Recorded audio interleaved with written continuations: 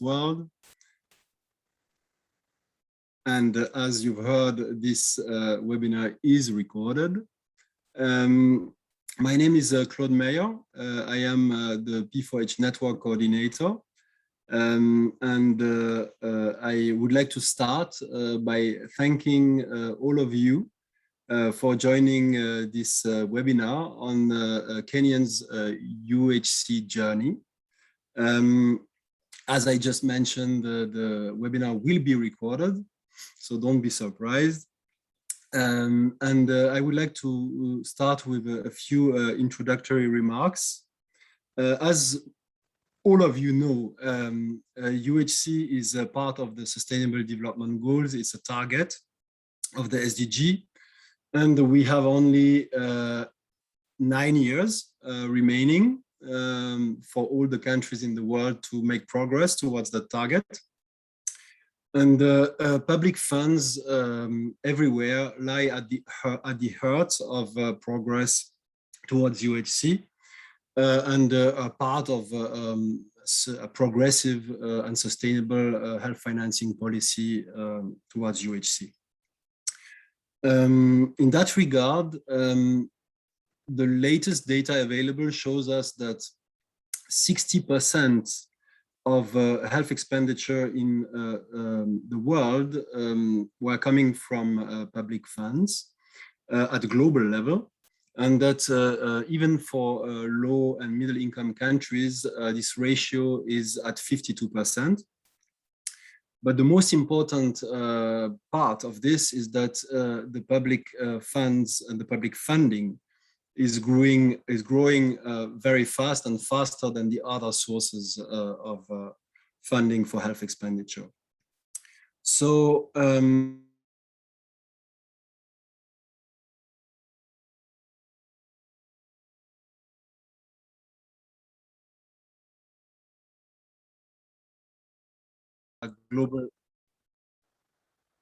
a global network of exchange and collaboration on health financing and social health protection.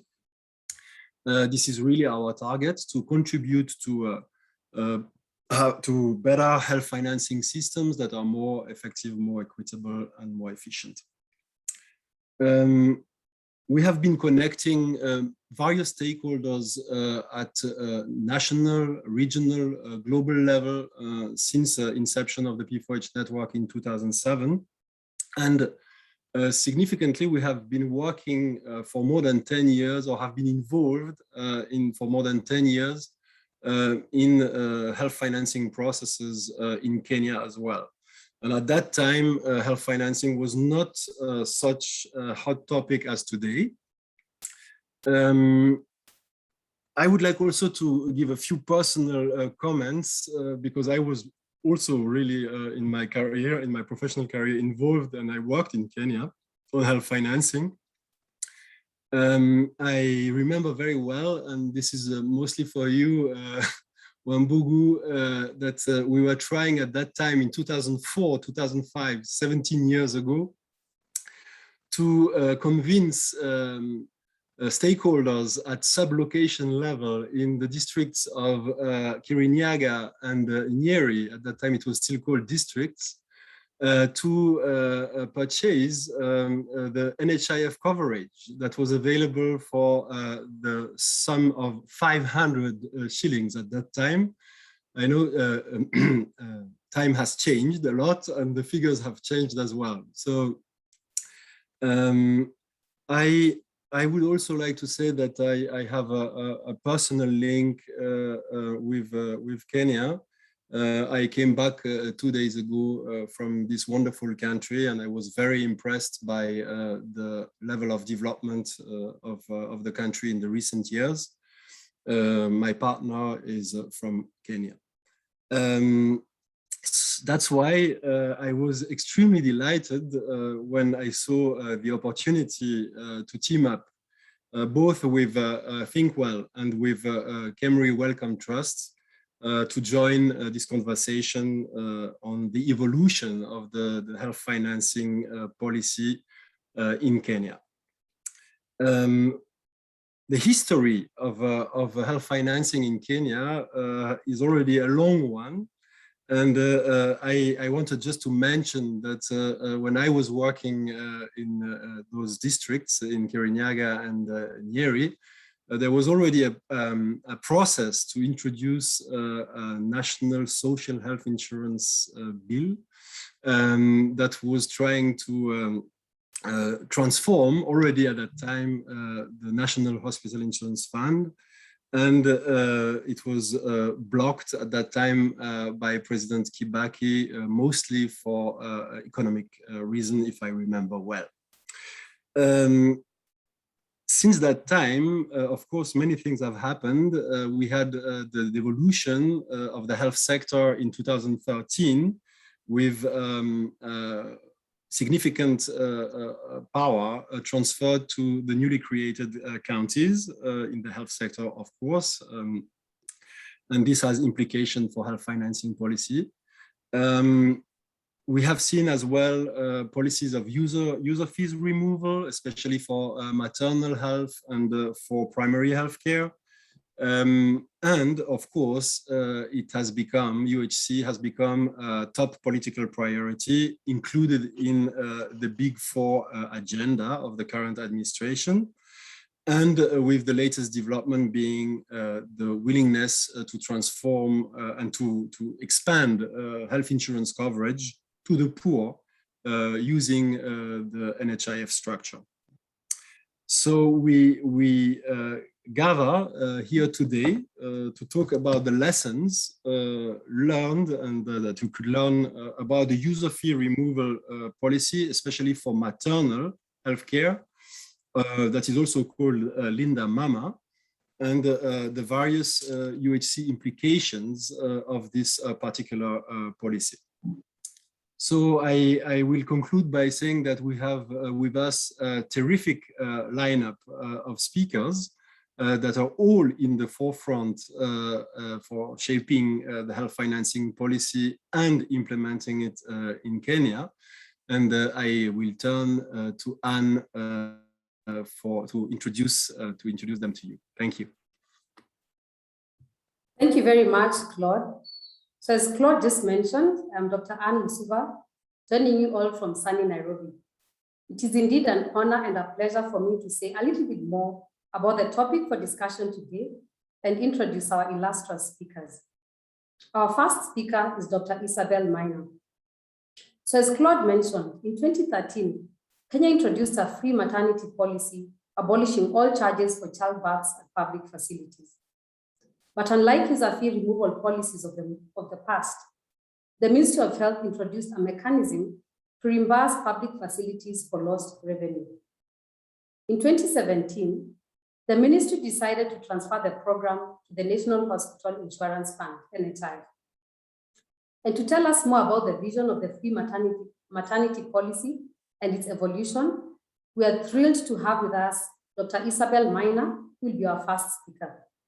Dr. Maina is the head of the Healthcare Financing Unit at the Ministry of Health. She's also the coordinator of the Interagency Committee on Healthcare Financing and convener of the steering group for the Joint Planning Network for Universal Health Coverage. Our second speaker is Dr. Edwin Barasa. In 2019, KEMRI Wellcome Trust and ThinkWell conducted an evaluation of Kenya's Linda Mama program to explore how the program is working on the ground. Two studies, one measuring the impact of the program and a second documenting the implementation experience, were published recently. These insights are not only important for improving the Linda Mama program, but they can also inform the rollout of Kenya's universal healthcare program, wherein the Ministry of Health is sponsoring health insurance cover from NHI for 1 million poor households. And who better to explain what these studies tell us than the principal investigator, Dr. Edwin Barasa. Barasa wears many hats. He's the director of the KEMRI Wellcome Trust Nairobi program and the head of the Health Economics Research Unit at KEMRI Wellcome Trust. He's also a visiting professor of health economics at Oxford University. Dr. Barasa provides health financing advisory to the Kenya Ministry of Health and was appointed to the NHI Reform Task Force and the Kenya Health Benefits Advisory Panel. In addition to our two speakers, we're extremely lucky to have representation from several key stakeholders joining us as discussants today. First, we'll hear from Mr. Wambugu Kariuki, who will share with us NHIF's perspective on the Linda Mama program.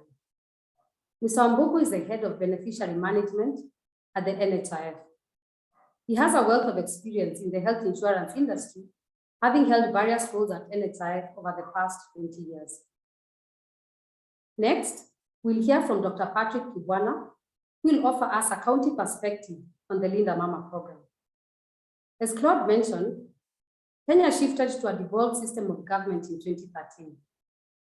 While the national government drives health policy, much of its implementation is dependent on actions by the county government. Dr. Kibwana joins us from the county government of Makueni, where he's the Chief Officer of Health. Dr. Kibwana has pioneered and led the implementation of the county's UHC scheme, dubbed Makueni Care, which is one of the first of its kind in Kenya. Last but not least, we'll hear from Dr. Wangari Ng'ang'a, who has been instrumental in shaping Kenya's health financing policy for UHC from the President's office. Dr. Ng'ang'a is a senior health advisor at the Presidential Policy and Strategy Unit in the Executive Office of the President.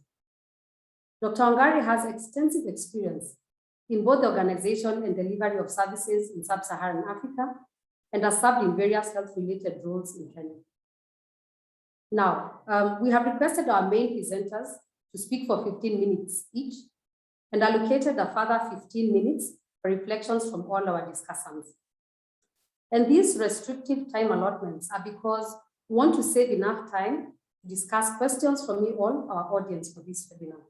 So please feel free to post your questions in the Q&A section as our presenters are presenting and other discussants are presenting as well.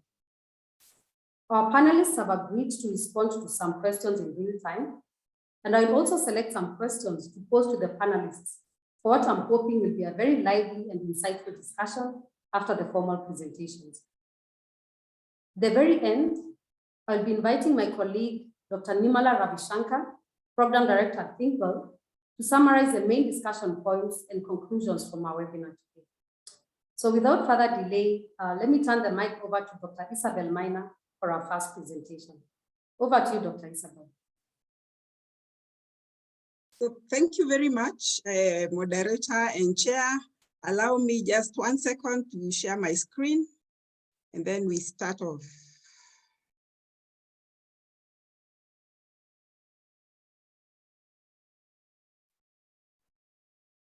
Thank you once again. I am going to present on the Linda Mama program. As you have heard, it's a free maternity program from Kenya. This is the outline of the presentation. We'll look at the background, the evolution of the program, and then we look at the progress made, a few lessons from the progress made, and then the next steps or looking forward.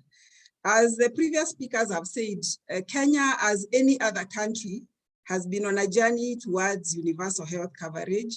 And over the years, actually since independence, many programs have been implemented. One of the major ones being the free maternity program, currently known as Linda Mama. And all these programs are enshrined in our legal frameworks, the policy documents for the country. We have a Constitution of Kenya 2010 that guarantees every Kenyan the right to health. And apart from just the right to health, it guarantees Kenyans the right to the highest attainable standard of health, including reproductive health.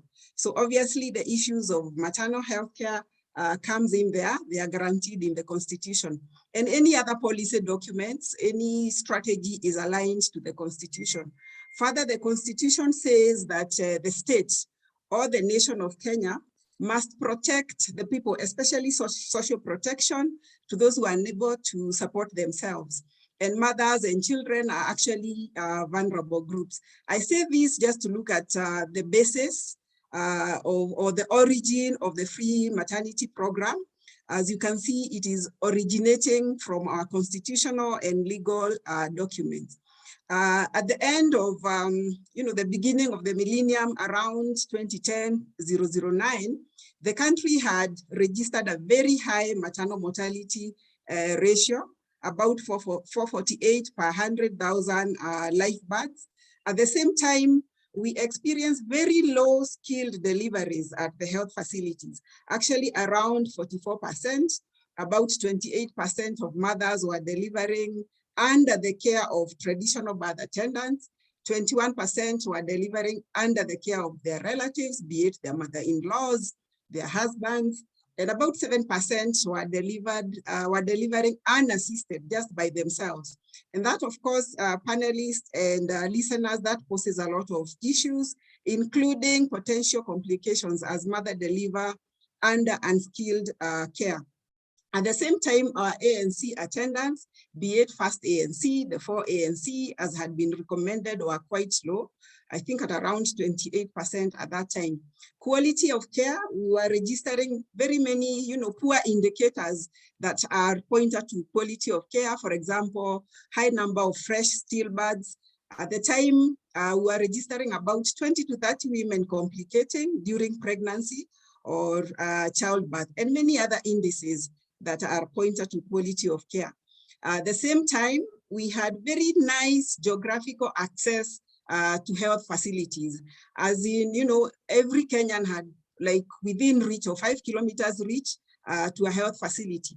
However, the financial access was very poor, and as we shall see in the next slide, around 2012-13, and it has been said by the earlier speaker, it's when the Kenya was transitioning to a devolved system of governance. So again, the gains that were made from the centralized system needed to be safeguarded. As I've said, we had very good geographical access to health facilities. In every corner of Kenya, you will find a health facility, different levels of care, be it a primary care facility or a hospital, be it run by the public or FBO, faith-based organization, or private facilities. However, the financial access, very, very poor. At this chart, on the extreme right, we have these statistics that by around 2013-14, only 17% of Kenyans had a form of health insurance. That tells you in terms of financial access to health services, very poor, being the fact that only 17% out of about 47 million Kenyans had access to a form of health insurance. If we focus on the line graph, it gives the insurance coverage by wealth quintiles. And if I look at what is on our extreme left, about 2.9% of the poor, of the poorest, are the ones who only had a form of health insurance, only 2.9%. And then we go to the second wealth quintile, about 6.4%, the middle quintile, fourth, all the way to the richest, only about 41% of the richest had a form of health insurance. And when you talk of the richest, it's about 10% of the population. So in general, we are talking about a very big chunk of population not having a health insurance. And the bar graph just shows the source or the insurer. The blue is the main insurer, who is the NHIF. And we shall see why this is relevant in our subsequent slides. But the message here is the poor financial access due to low coverage of health insurance. And therefore, with that background, high maternal mortality, poor quality of care, poor financial access, what did the government do? There was a big policy shift, and I think this was mentioned. On 1st June 2013, the president declared that maternity services or deliveries would be conducted free in all public health facilities. And this was for all mothers who are pregnant or who required those services in public health facilities. And we implemented that for about 2 years. And then with the lessons that we learned in those 2 years, the free maternity program was transitioned to our main insurer, the National Health Hospital Insurance Fund, and it was rebranded Linda Mama. Linda Mama being, it's loosely translated just to say protect, the mother and the kid, and we shall see the expansion to include the kid. or the baby, because previously only the mother was included, you know, the delivery services. And then in July 2016, as I've said, that was rebranded to include the child. And why was this done? One was to expand the coverage and also to enhance efficiency.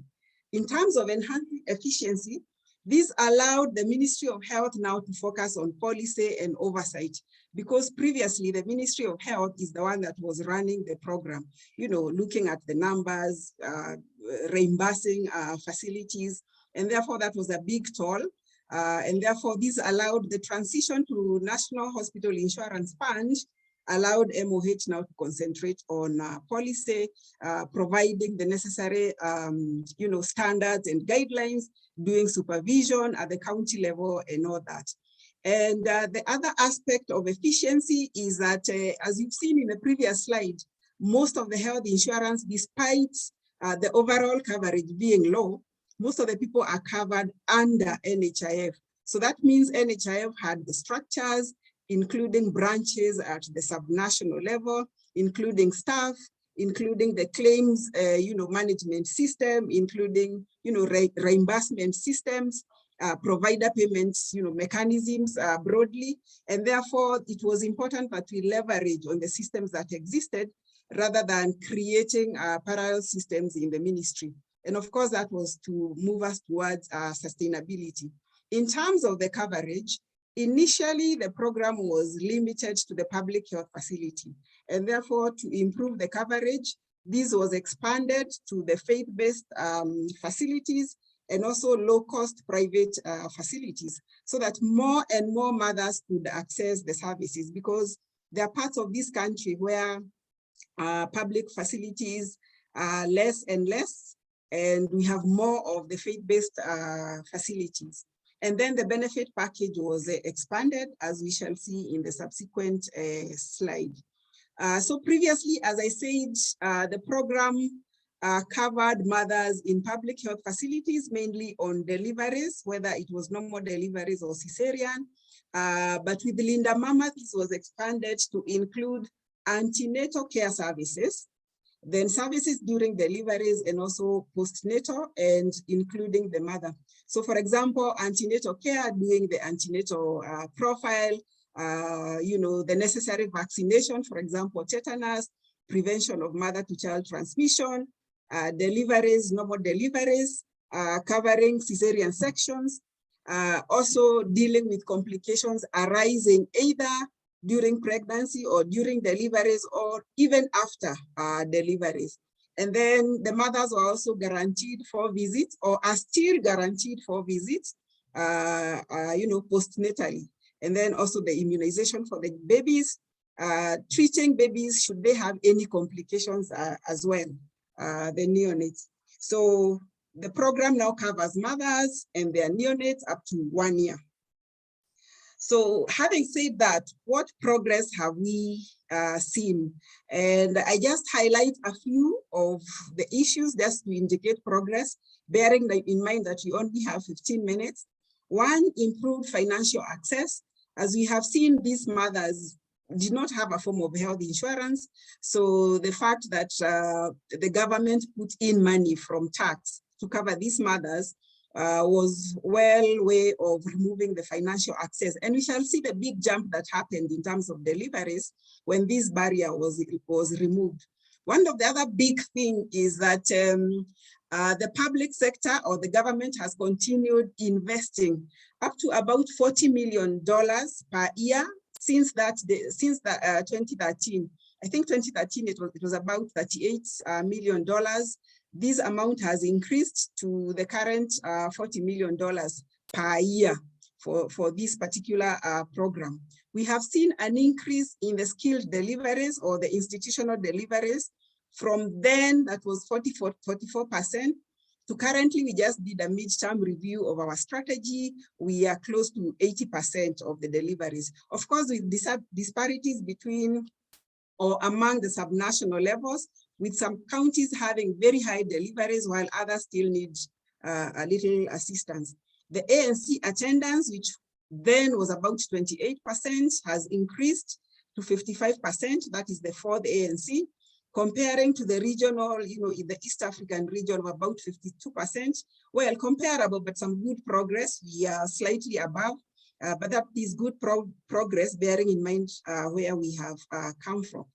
Now, I said that we have good geographical access to health facilities. By then, one of the aim of the Free Maternity Services Program was also to sort of incentivize facilities to also invest more for maternal health services within the facilities. So you get reimbursed and also plow back that money into the health facilities. And what we have seen over the years is that more and more facilities are able to handle, complications or maternal complications or complications due to pregnancy-related causes, who ideally would have been transferred to the referral facilities. But currently, our county facilities are able to handle that. We have seen a lot of shifts in terms of beliefs and practices. At the beginning, I said 28% of the mothers were delivering at home due to maybe cultural beliefs that as a lady, you have to be strong enough to, deliver through, the vaginal delivery. And therefore, the cultural shift because of more information to the mothers and to the community, and we have seen more utilization. Again, the shift of the role of the traditional birth attendants. I already said that the figure of mothers who are delivering under the traditional birth attendants. So right now, the traditional birth attendants were retrained to be sort of friendly to the mothers and be able to accompany the mothers to the health facilities and also act as a point of referral for the mothers, including the community health workers. And we have seen improved health outcomes, as we shall see in the subsequent slides. So Chair, this slide just shows what we call the big jump. 2 years after implementation of the program, we saw a big jump in terms of institutional deliveries. If people can see what is dark green color is the deliveries that were conducted before the free maternity program was initiated by county. So we have selected a few counties. The first county here, for example, is Nairobi, all the way to one that we call Narok. And Kenya is somewhere in between there. But generally what this says is that with the dark green being before the free maternity program introduction, and then after introduction, the deliveries in the institutions or the facility deliveries jumped up or rose to these levels. For example, in Nairobi, before free maternity, it was at this level around 85%. And after free maternity introduction, 2 years down the line, almost 100% of the mothers were delivering in the health facilities. And the change is what is in the light green. And 2015-16 is the, the full bar, okay? So generally you can see the green bar is lower, and then the light green shows the increase, and the full bar shows the overall proportion of deliveries in 2015-16. So a very big jump, showing here that really there was need, mothers really wanted to deliver in health facilities, but there was that barrier of financial access. And therefore, when that was removed, everyone went to the health facility to deliver. And we increased deliveries from 44 to about 67% in 2 years. Currently, we are at 79%, as I had alluded earlier, but the big jump was experienced in the first 2 years. ANC attendance, again, the blue dots show the baseline at 2017-18. This is just a figure for the last 2 years. And the bar, the orange, shows the levels at 2019-20. And you can see that only a few dots are above the bars, showing that most of the counties, because the x-axis is the counties, improved the coverage of ANC attendance. For example, if I pick the bar at the extreme right, the blue dots is the level at 2017-18, and then by 2019-20, this county called Nyamira had increased the ANC coverage to this level, about 67%. If we pick Kenya, which is green, by 2017-18, we were at about 40%, but then this increased to about 55% by 2019-20. So basically, a good trend in terms of increasing the ANC coverage. That's a message there. We have seen, as I've said, we've seen good outcomes as indicated by impact indicators, maternal mortality ratio declining from 488 to 362. Right now, the projected is less than 200, but we are doing a survey to see whether the actual figure, so I have not quoted that, but the projections are showing that Kenya is moving towards the right direction. And at that time, we were registering just approximately about 6,000 deaths of mothers, and that reduced to about 4,000 deaths. Of course, this was by 2014. Right now, we are in 2021. The trend has continued being downwards, and probably in the next webinar, we shall present better results because the survey will have been done. Looking Dr. at- Maina, you have 1 minute. 1 minute, yes, Dr. Maina. I'm winding up. So looking at the trends in the childhood deaths, if we take, for example, the neonatal mortality ratio, moving all the way from 22 to 12, and the trend is showing that we shall be able to achieve our SDG target. This is the last slide, Chair. So next steps, one is to sustain those gains that have been made through the Linda Mama program. We would not want to lose those gains, deliveries in health facilities, reduction in mortalities, as we have seen, address the challenges, and we shall see the challenges, for example, quality of care, limited access in some areas, expand the scope of the benefit package, make sure that they are getting more and more services. But overall, because the country is implementing the UHC agenda through a UHC scheme, consolidate this and integrate Linda Mama as part of the overall UHC scheme so that it's not a standalone program. But this will be transitioned slowly or progressively so that the mothers do not lose the benefits. Thank you very much, Chair. Fantastic. Thank you very much, Dr. Maina. I think that was a very insightful presentation, laying the context for the Linda Mama program, but also highlighting the tremendous impact that the Linda Mama program has had. Our next speaker is Dr. Edwin Barasa, and I'd like to remind you all to continue posting your questions in the Q&A section. I see them coming in, that's great. And also Dr. Isabel Maina, you can already start responding to some of the questions in the Q&A. So some questions will be responded to in real time, and we'll save some questions for the Q&A section at the end. Over to you, Dr. Barasa. Thank you very much, Dr. Msuva. So I'm just going to set up my slides. Great. So I'm going to talk to you about the lessons that we can learn from an evaluation that we've carried out as KEMRI Wellcome Trust on the free maternity policy in Kenya. And the way that I'll structure the presentation is to give you a snapshot of important context, a snapshot of methods, and then focus on the lessons. So the only context I'd like to remind you about, since Isabel has laid out most of this, is the fact that alongside the Linda Mama free maternity policy in Kenya, we have had other parallel and related reforms. So for instance, around 2015, the NHIF, which is our national public health insurer, introduced an expanded benefit package known as Super Cover.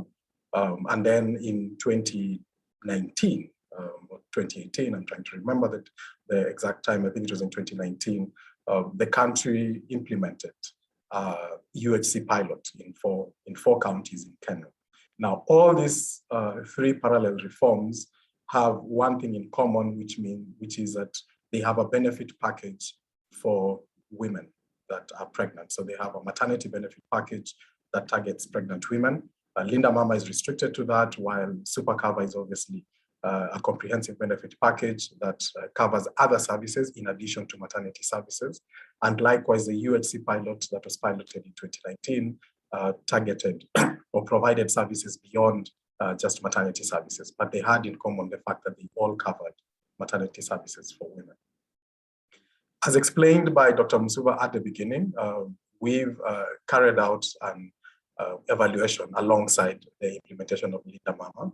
So it was a process evaluation to really look at the policy as it was intended in design, and then look at the policy as implemented, and try and understand the differences between the two as a way of informing the refinement and adaptations of the Linda Mama policy implementation.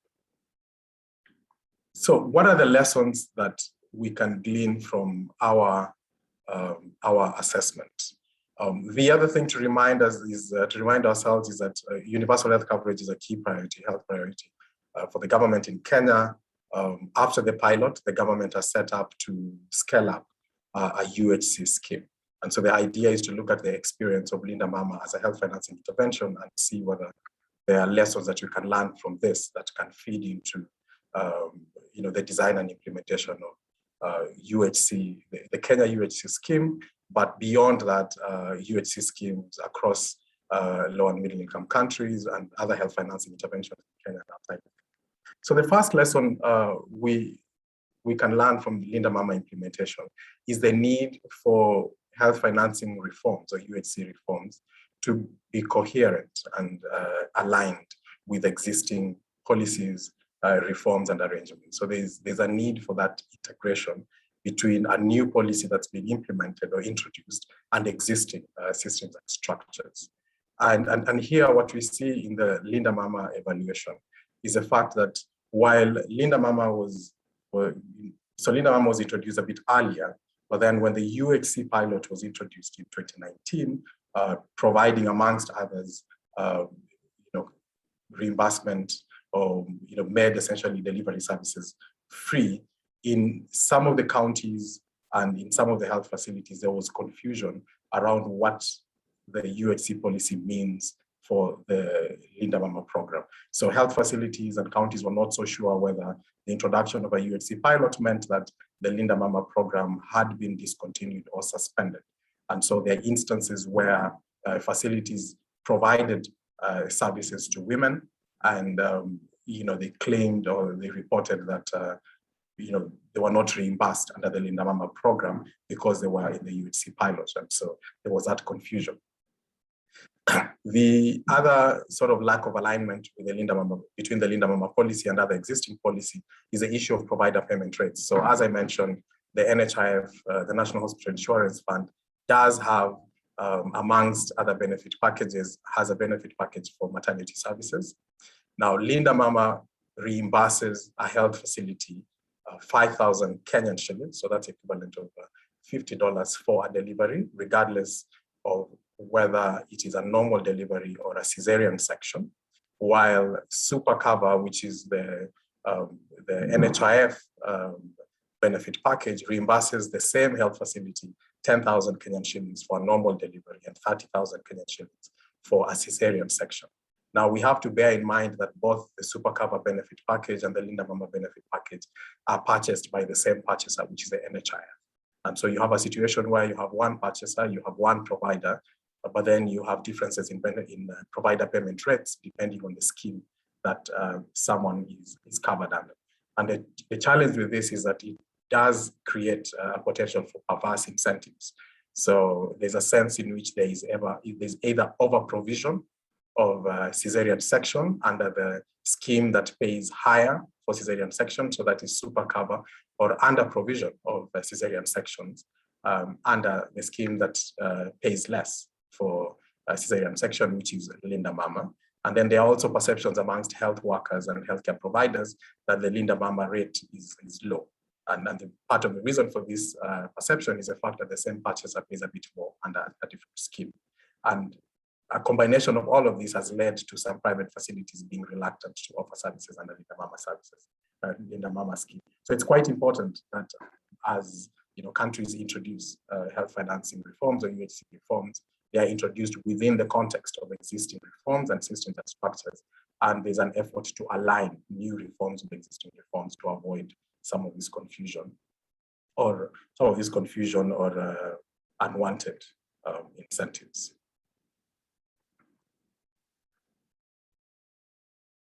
The second lesson we learn from it is the fact that health financing reforms or UHC reforms should be approached as a whole system reform. So we need to have a whole system approach to UHC reforms as opposed to narrow reforms that are targeted on a specific part of the health system. So beyond health financing as a function of the health system or as an intervention, it is important that other reforms that are related to the health financing intervention are also targeted. So here we're talking about other health system inputs and processes, such as availability of services, infrastructure, availability of healthcare commodities, health workers, and so on. So it's quite important that the entire system is assessed and interventions are implemented across that, as opposed to just focusing on the health financing part of the health system.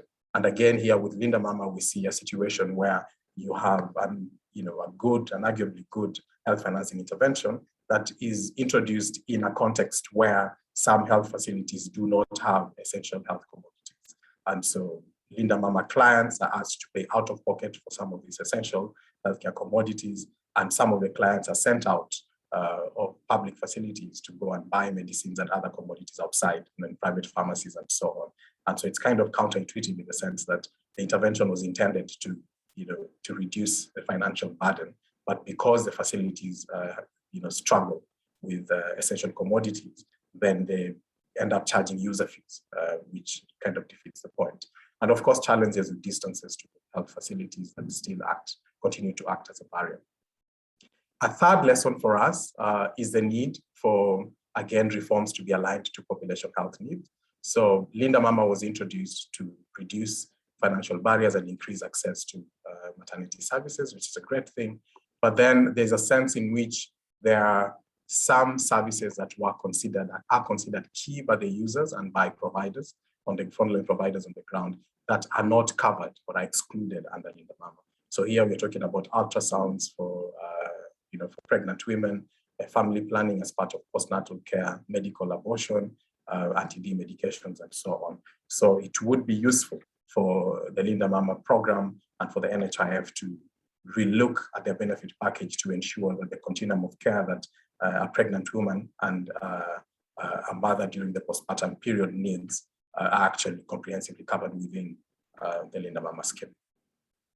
Our fourth lesson for us is the need for health financing interventions and UHC reforms and essentially interventions that are meant to provide service entitlements to be very explicit and very articulate about the beneficiary eligibility. So who is a beneficiary, to be very clear about that. Within the Linda Mama program, some of the complaints that we got when we did this analysis is the fact that newborns and mothers during the postpartum period were sometimes excluded from benefiting from Linda Mama because of a lack of clarity amongst healthcare providers about whether the newborns and the mothers were eligible beneficiaries of the program.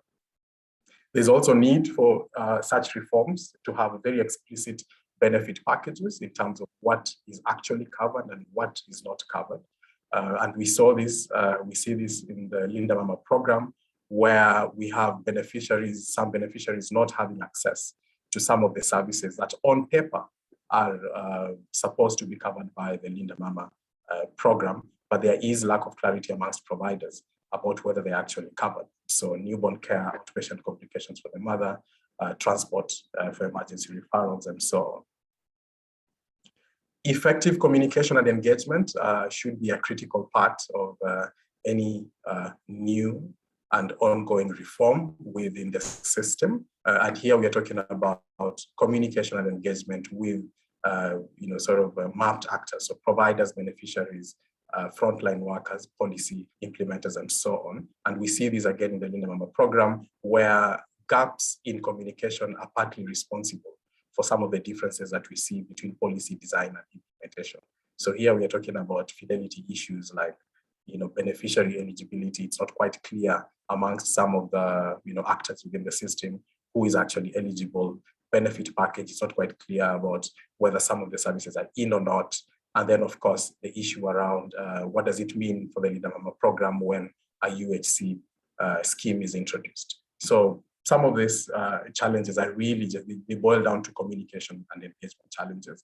And these are lessons that can be taken forward for the UHC scale up and for other health financing reforms. Then it's also quite important that as reforms are implemented, the process flows are clearly mapped out, in terms of what does it actually mean in practice? How do we implement this scheme, and what are the potential constraints and the potential bottlenecks? It's important that these are identified, that they are examined, and efforts are made to continuously fix some of these constraints. So within the Linda Mama program, while on paper the design looks great, in practice there's several funding flow issues. So issues with disbursement, delays in disbursement of funds from the Ministry of Health to the NHIF, and from the NHIF to healthcare providers, which compromises the delivery of the program. There are issues with claims management, so claims processing challenges by the NHIF, which again contributes to disbursement delays. And then there are issues with our public finance management arrangement or systems, where public health facilities in most of the counties do not have financial autonomy. And so while funds are disbursed to, on paper, disbursed to health facilities, in practice, some of the funds don't reach the health facilities. And so the health facilities do not have access to these services, which disincentivize facilities from providing services under the Linda Mama program. You have a minute, Dr. Barasa, 1 minute. Thanks, Anne. Lastly, it is quite important that health financing and UHC reforms are accompanied with effective monitoring mechanisms. So when you think about a lot of the challenges that you're talking about, we need effective monitoring mechanisms that can help enhance the fidelity of the design of the reform, and also inform positive adaptations. So a lot of the fidelity challenges with the Linda Mama program, we talked about beneficiary eligibility, access to state benefit packages, charging of user fees, could actually be fixed by effective monitoring. Thank you. Thank you very much, Dr. Barasa, for that comprehensive presentation. From the two presentations, we're able to see the tremendous impact that Linda Mama program has had. But we have also seen from Dr. Barasa's presentation that there still persist certain implementation challenges that need to be addressed as we improve the Linda Mama program. So at this point, we'll move to our discussants, and we'll start off with Kwambogo Karaoke from NHIF. I'd still like to remind you to keep on posting the questions in the Q&A section at the bottom of the screen. And also for the presenters who've already presented, there are some questions that you can be able to quickly address. So please address those in the Q&A section, and we'll still keep some for discussion at the end. Over to you, Wambugu. Thank you, Dr. Musuba. And I appreciate even the previous presenters for those elaborate presentations on the Linda Mama program. Yeah, the Linda Mama program is a program that have actually had a great impact on the Kenyans, the mothers, in terms of ensuring that mothers are able to access safe maternity services. And actually that can be demonstrated even by the uptake of the benefit by the Kenyans, where from the time actually this scheme transited to NHIF, or this program transited to NHIF, we have seen the number of actually mothers who have benefited it increase from about 321,000 in the year 2017-18 to actually to almost triple that, to 784,000 in the immediate preceding year 2020-2021. And the uptake, of course, even in terms of registration, has continued to grow. Actually, we have even seen men registering for the Linda Mama program, but we are yet to record any delivery by a man. So we believe they were just registering to test the scheme or the program. But going straight on to the issues that, some of the areas pointed out in the Dr. Baraza's presentation, especially in terms of the areas of challenges. And one of them is in regard to the benefit package, where in some cases, the newborns were not able to access benefits through the Linda Mama program. And as it was pointed out in the previous presentation, is that this benefit, or this program, has 4 main benefits: that's the antenatal care, the delivery, where it covers both the normal delivery and the cesarean delivery, also complications arising from pregnancy, and also childbirth, and also the postnatal care.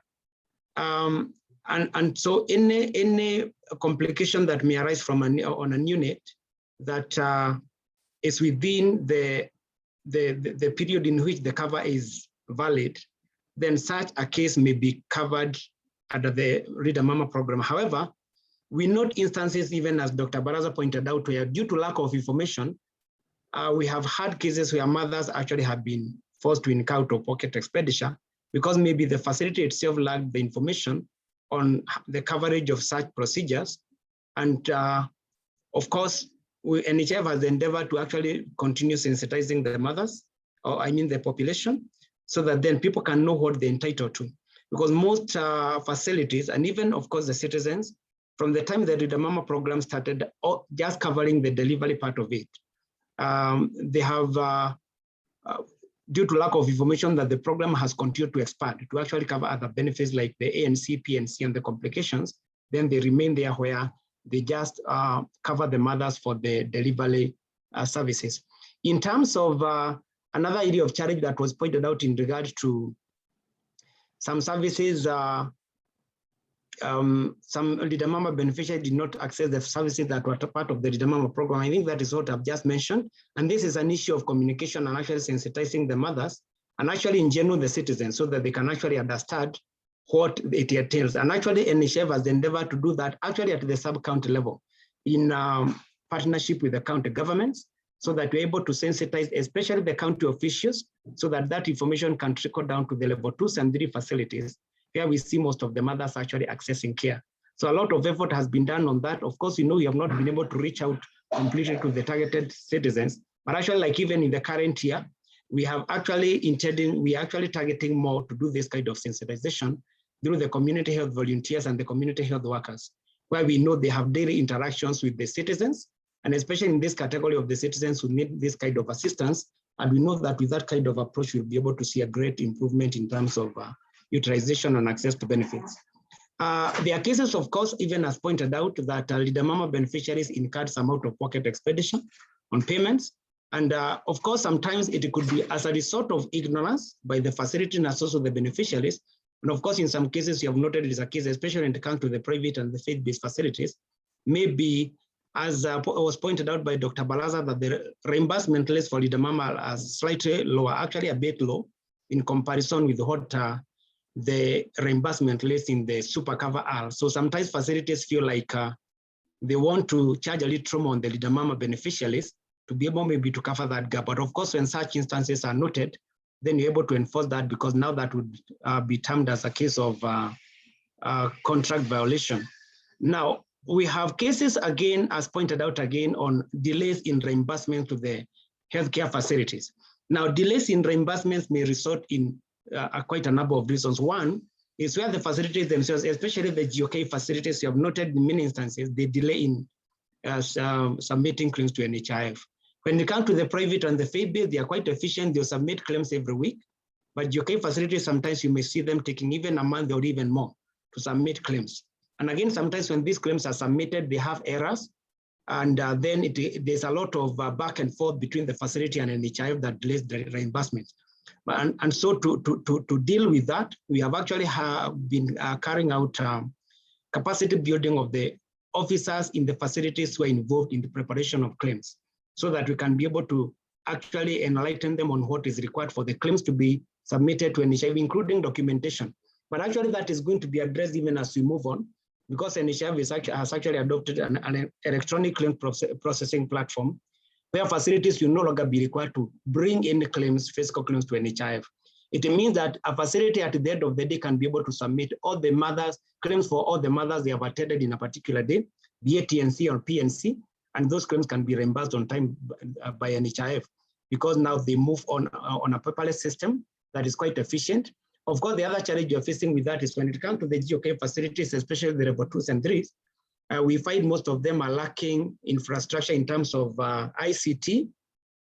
Some of them even are not connected to the national grid in terms of access to electricity. And those are challenges that, again, as a nation, actually, the government is addressing to ensure that these facilities can be very well equipped in terms of infrastructure to be able to actually be connected to some of those platforms that are going to make it so easy for them to be able to submit their claims on time, amongst other services that they need, especially in this case from NHIF. Of course, another reason for the delay is where we get delays in receipt of funds from the government. So there are instances where NHIF may face delays in terms of the monies coming to NHIF for the coverage of these beneficiaries, because Leader Mama operates like a fund. It's not an insurance premium, it is a fund. So once it is depleted, then NHIF is left with no more money to be able to reimburse those claims. But those, again, as I'm saying, these are discussions that are always ongoing between us and the government to ensure that even when the annual fund is not available, then we can have a disbursement in phased approach, maybe quarterly or even half annually, to ensure that at any time then NHIF is able to reimburse the facilities, and they are well facilitated to be able to actually reimburse. We are well facilitated to be able to reimburse the facilities for the services they have given.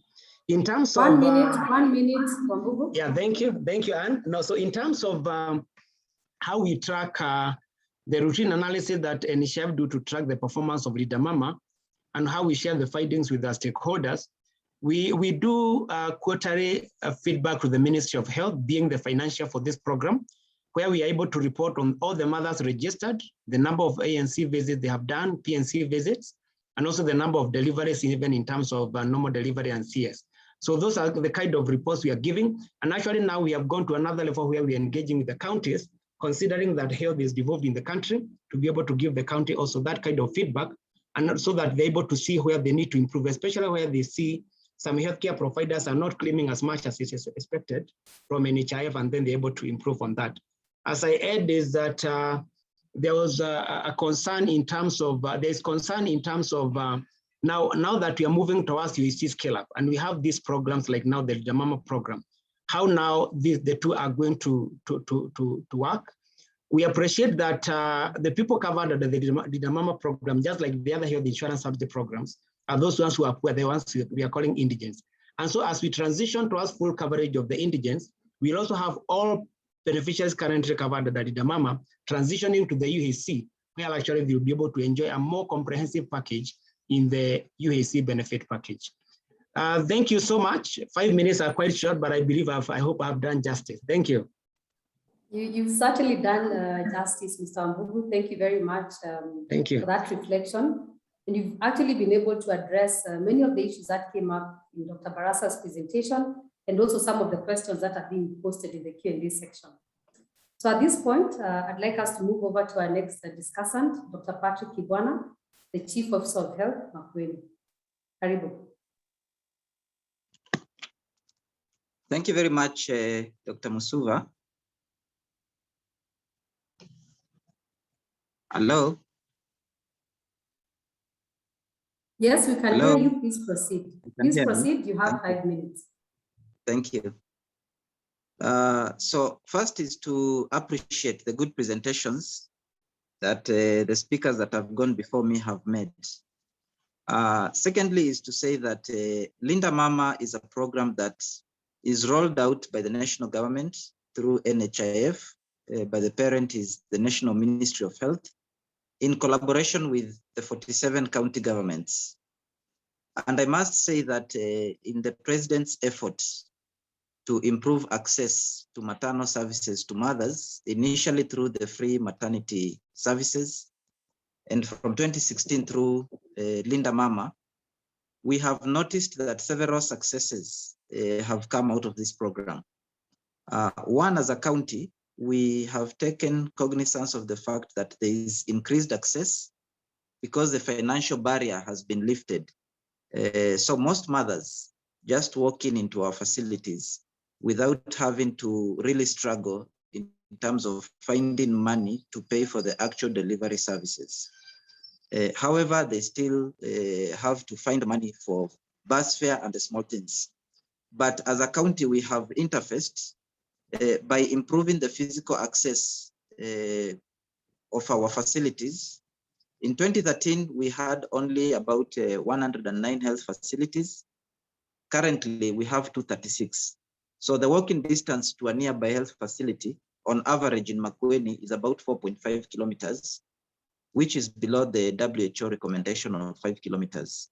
So basically, all these facilities at the primary healthcare level, dispensaries and health centers, progressively, we have been strengthening them so that they are able to deliver mothers and they don't all have to flock to our level 4 hospitals.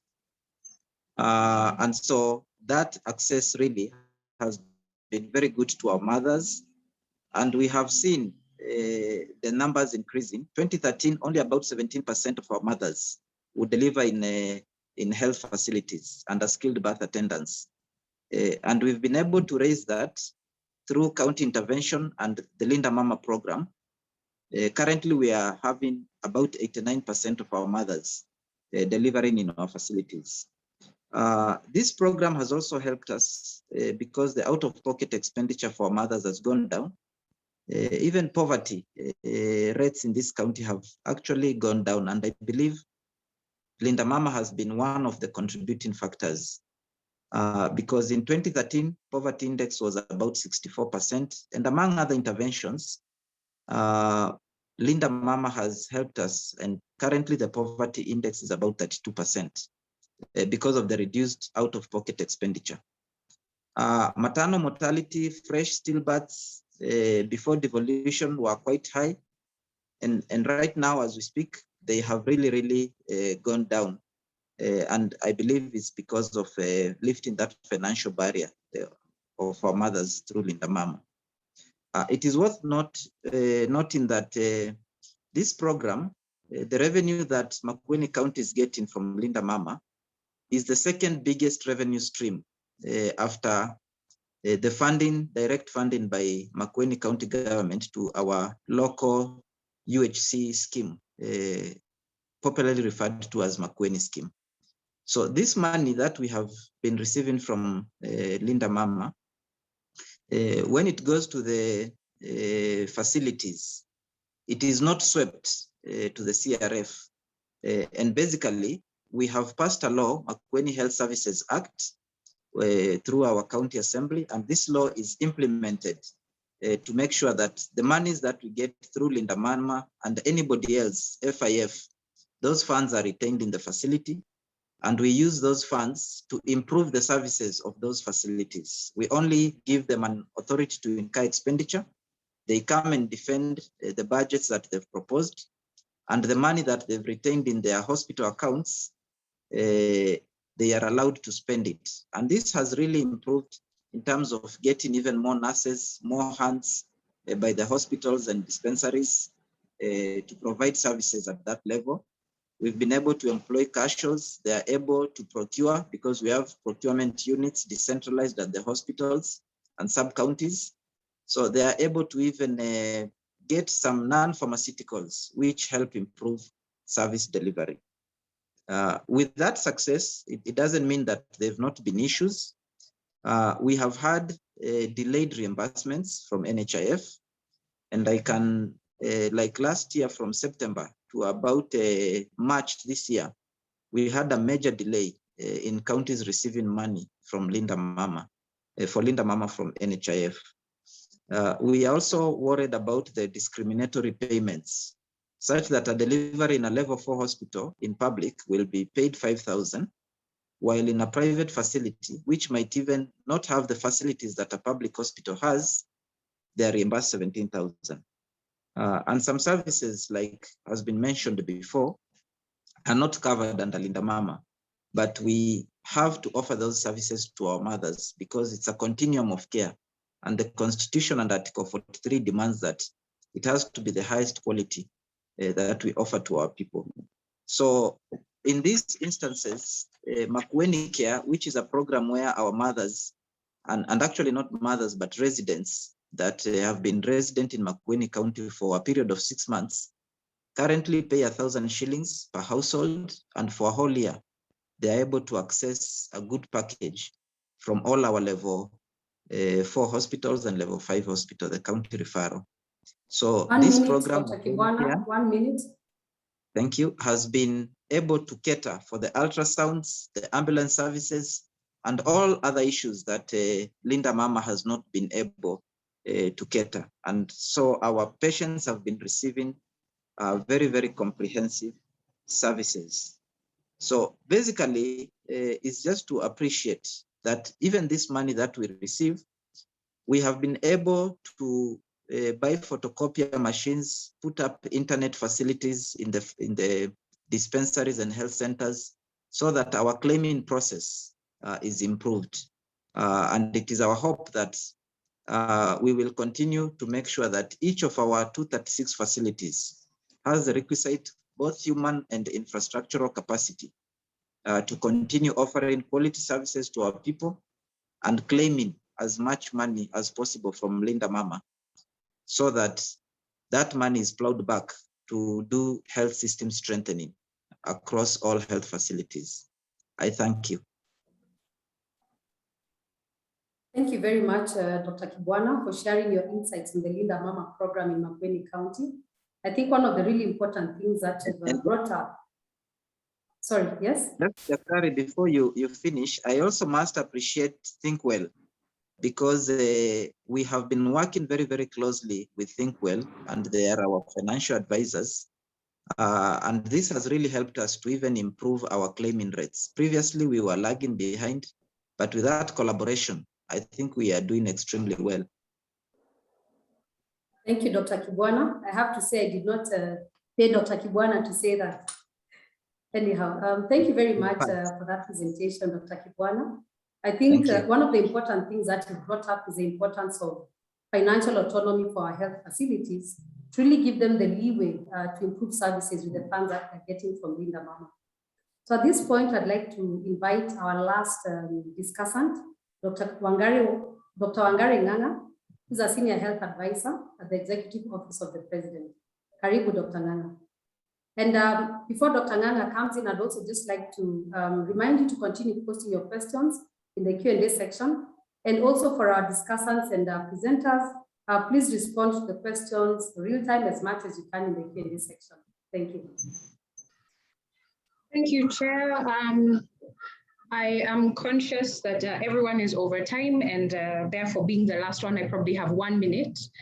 But I really don't know that there is much more to say about Linda Mama that my colleagues haven't stated before. Thank you very much for all your presentations. Perhaps I'll just start by re-emphasizing a point that Dr. Kibwana has made, that really the success of Linda Mama for 7+ years is a credit to the institutions involved, starting with the Ministry of Health, but in particular the county governments, the 47 county governments who have been responsible for service delivery, the NHIF, which has continued to evolve with the program and the relevant provider payment mechanisms, and of course the private and not-for-profit health facilities that agreed to come on board onto a fairly unique program at the beginning, introducing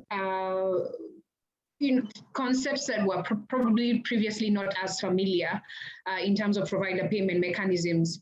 And here we are 7 years later with fantastic outcomes, as Dr. Maina highlighted before.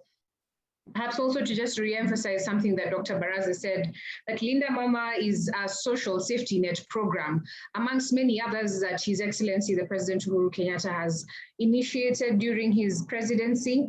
Among many other healthcare reforms, I'll start with that: the managed equipment services, removal of user fees in level 2 and 3, introduction of the UHC program in the year 2018, which was scaled up late last year as well, to include a universal health coverage scheme, has been alluded to by my colleagues, to cover the indigent households using the super cover benefit package, but also other social safety net programs that are probably outside the direct purview of the Ministry of Health, including the Inua Jamii program, the benefits that go to the orphans and vulnerable children, the money that is provided for the elderly, and several other programs. And the reason I bring these out is because I just want to remind us that that household with that lady who is a beneficiary of Linda Mama has more socioeconomic needs that go beyond delivery, antenatal delivery and postnatal care. And these needs also have financial barriers, and these needs will also significantly affect the health outcome of the mother, the baby, and of the entire household. So where should we be looking to? And that's the reason why I'm bringing this up. In terms of social safety net programs, expansion will have to think of the household more in its entirety, as opposed to it existing in sectors, let alone in programs. We've talked about Linda Mama extensively, probably hinted at UHC and the other benefits that would be included in the UHC scheme. But I want to charge us with a sort of the household not existing as a sector. The household does not only have health needs, the household has agricultural and nutritional needs, financial inclusion needs, education needs, and all these are so intricately interwoven, they are really inseparable. And social safety net programs will need to continuously respond to this. So where we began in 2013 is absolutely the right place, where you're trying to increase production, you're trying to increase volumes. But as we move forward as a country, as our development increases, we really need to start thinking more and more of the household as an entire whole, as opposed to a household existing in sectors. It doesn't really. Government is the one that is organized in sectors. Perhaps the only other point I'd like to bring up is from a public health insurance perspective. NHIF is the oldest public health insurance institution on the continent, 60 plus years of experience, started as a sickness fund covering only civil servants. And here we are now with 10 plus million beneficiaries, with many, many, many challenges, but with amazing strides, and particularly over the last 7 or so years. And a real shaper for the continent. But I want to take a reflection on what the role of a public health insurance system is, as opposed to just being a payer for volumetric production of services. A public health insurance should shape the behavior of providers on specified quality objectives. So where we should be looking towards going is saying there were 1 million deliveries in Kenya over the year 2019-2020. 800,000 of those were covered by Linda Mama. And of those 800,000, how many had complications? How many women lost their lives? How many children lost their lives? How many children required admission after? Why? How can we use the provider payment mechanisms we have to encourage providers to do more of what we know to be good care and less of what we probably don't want? How do we encourage them to stop the cream skimming, to prefer one scheme over the other? And this question goes really beyond Linda Mama to many of the other benefits that are offered under NHIF through the various schemes, but also to the private insurers. If you really, really think about it, almost half of the service delivery in Kenya is done by the private providers, and increasingly the private insurers are playing that space in terms of amount of money spent. So it's no longer acceptable to ignore what is happening in the private space in the assumption that it serves only a particular proportion of people. This is true, but the market is one, and in a market that is predominantly monopolistic, it is impossible to separate activities in one influencing the other. So when do we start asking those questions? We've had 800,000 deliveries. I don't know, Dr. Kibwana, how many deliveries you had in Makueni County last year, or whichever other county is represented here. The next best thing I'd like to hear beyond coverage of antenatal clinics, number of deliveries, is what was the outcome of those particular ones, and how can we at the Ministry of Health, at the NHIF, use this information to improve provider payment mechanisms, whether directly to the facility level or even targeting specific providers in terms of improvement in skills, on-job training, etc., to improve outcomes of care. And I don't say this as a criticism that should have been done earlier. I say this as a critical next step to make sure that the program keeps running. As Dr. Maina said, one of the best things would be to have this program continue running for another 7 years, perhaps even more.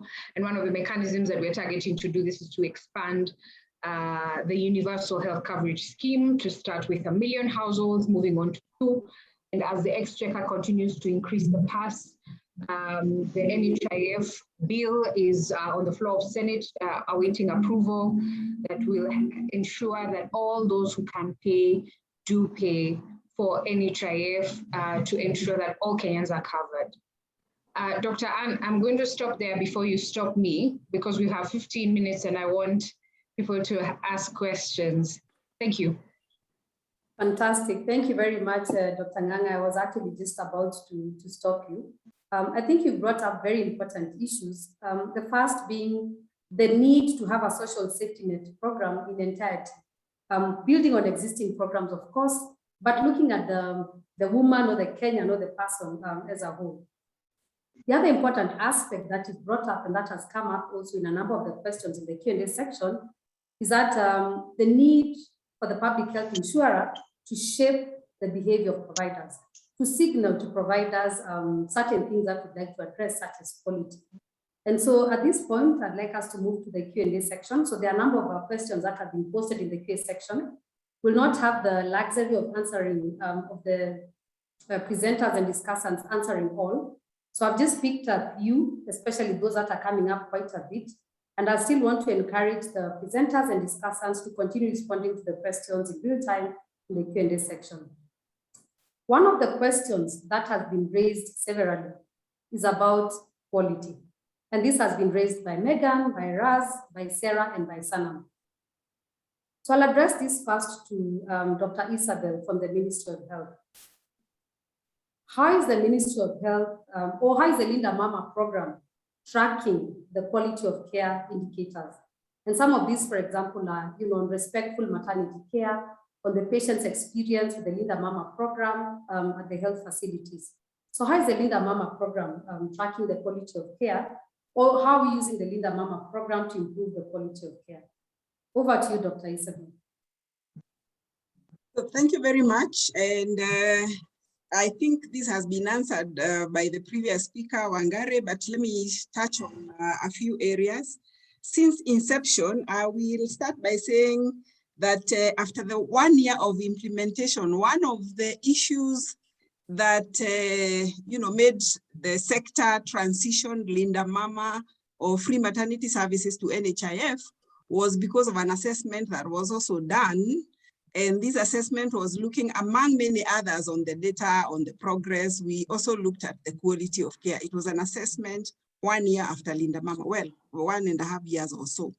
And one of the main areas was that, yes, we invested, there's money flowing to the health facilities, and perhaps we needed to invest more in other inputs, for example, HR, equipment and all.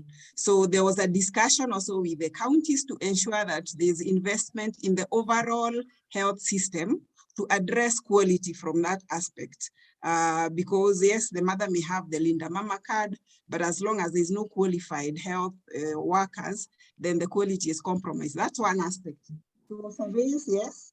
Working with the counties to invest more in the health system, provision of standards and guidelines from the Ministry of Health. As I said, it's constitutional that the ministry is in charge of provision of guidelines.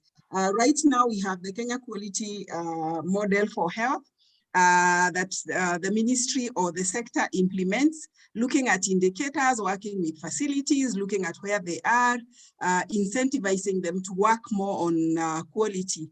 And as the team has said, we are looking forward to ensuring that with time, Linda Mama is integrated under the UHC scheme and therefore use the provider payment mechanism to, to get the right behaviors from the provider, including the quality of care. So it's a it's many factors that come into play when addressing issues of quality, including at the county level, supervision, integrated supervision. And we do have several reports on what has been done under Linda Mama, pointing onto quality, and we can share with the participants maybe later on. Thank you very much. Thank you, Dr. Maina, for that response. But I wanted to pose the same question to Wambugu, basically asking how can NHIF incentivize quality of care through the Linda Mama reimbursements? And this question is not only relevant for the Linda Mama program, but even for the UHC program. But in the interest of time, I'll ask Wambugu to respond to that in the Q&A section. and instead ask a different question that was actually posed by Mark. So, Mr. Wambugu, has there been any bottom-up evidence gathering or actuarial calculations on the real costs for maternal care versus the rates that are offered by Super Cover and the Linda Mama program? So this is a question about evidence gathering, actuarial calculations, and so on. Over to you, Wambugu. Thank you so much, Anne, and the participants in this forum. Yeah, NHF has benefits design and actuarial assessment department that actually undertakes the benefits design and also the costing through an actuarial process. And as we speak, we're in the process of in the final stages of coming up with the UHC benefit package that is going to be rolled out for all Kenyans. And the benefits that are being, including the maternity one, has actually been taken through that. However, for the Linda Mama program, I think as Dr. Barasa mentioned in his presentation, the reimbursement rate that were offered were very subsidized rates. And the consideration that was being done at that particular point is that facilities would ordinarily waive bills for mothers in that category that was being targeted at Linda Mama. So the rates, of course, that were offered for Linda Mama were not the full reimbursement that would be expected, or the full cost of the care of maternity, be it normal delivery or cesarean delivery. So it was a far much lower rate. But as far as the Super Cover maternity package is concerned, it has gone through costing, through our actuarial and benefits design department. And of course, this is a benefit that also actually is undergoing approval by the Ministry of Health.